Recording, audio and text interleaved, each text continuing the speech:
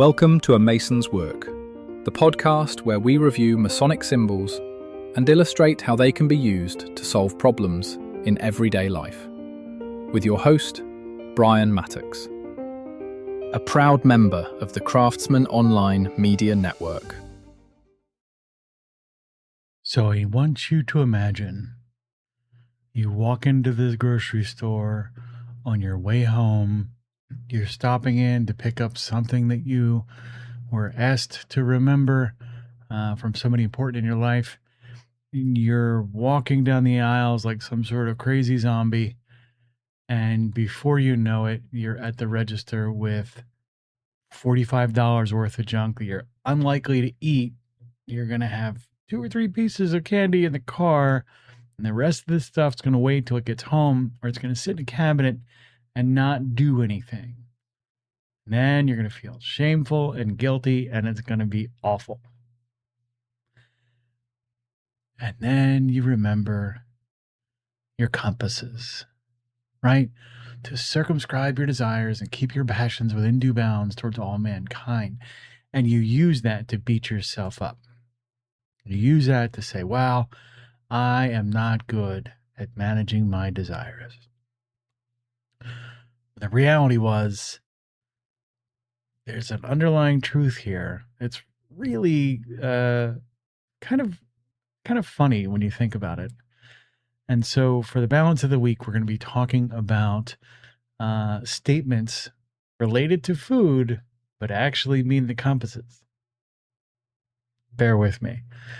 So today, this is, I want you to never go grocery shopping hungry. You've probably heard that before.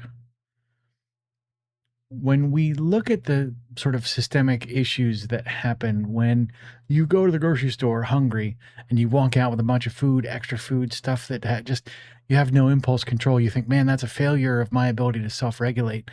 And that's kind of maybe true, but mostly not. And here's why. The operative sort of understanding about never go to the grocery store hungry is hungry. You set yourself up for failure before you go. You set yourself up and you didn't use the compass before you left the house.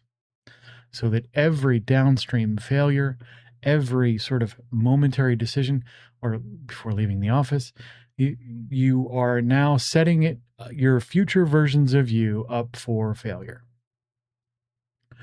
This is why you never go to the grocery store hungry. If you're managing your compass, you go to the grocery store with a list, you're full, you're capable, you're ready, so that you can walk in, get your stuff, and walk out. We look at these things like willpower and toughing stuff out and getting through some of the challenges of everyday life, as if they are these personal, sort of intimate moral failings. When in fact, it's an inability or a lack of understanding of your near immediate future states and conditions.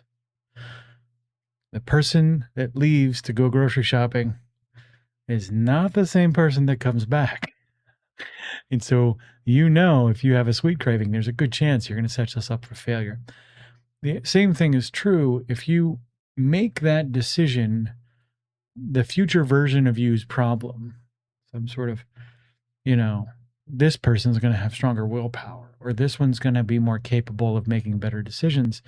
You're painting yourself into a corner that's almost impossible to get out of, because if you didn't have the impulse control before you started, you certainly aren't going to have it later when you're more fatigued, hungrier, less sort of mentally capable, less sort of mental fortitude.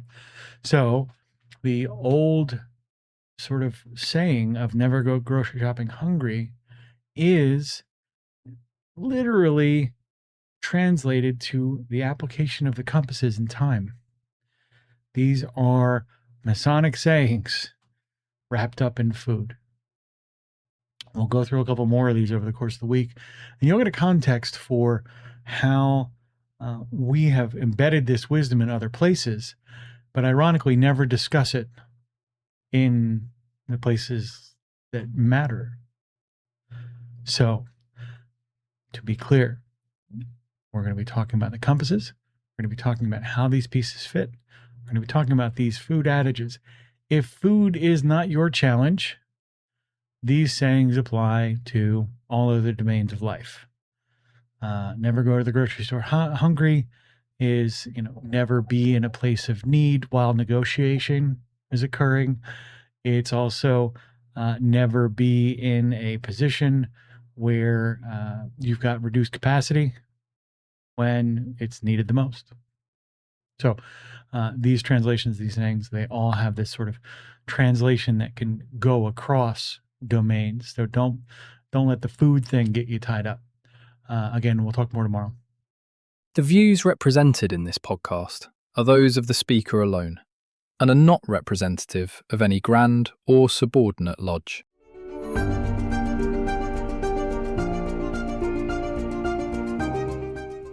Hi, Brian here. I wanted to thank you so much for listening to this episode. If you have any suggestions or guidance for further episodes you'd like to see or hear, whatever the case may be, please don't hesitate to reach out to me at amasonswork.com, and we will try and incorporate your suggestions into a future recording. Thanks.